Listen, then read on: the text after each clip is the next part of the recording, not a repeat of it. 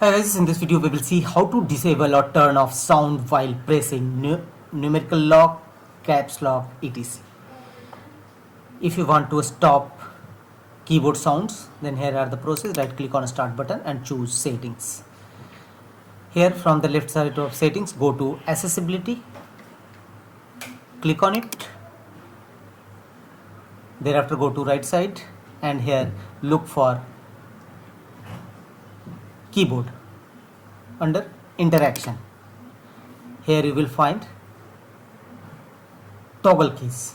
Play sound when you press caps lock, numerical locks and scroll lock.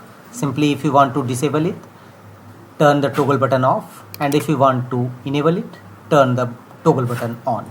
So to disable beep sound in your keyboard, simply turn the toggle button on and off at toggle button.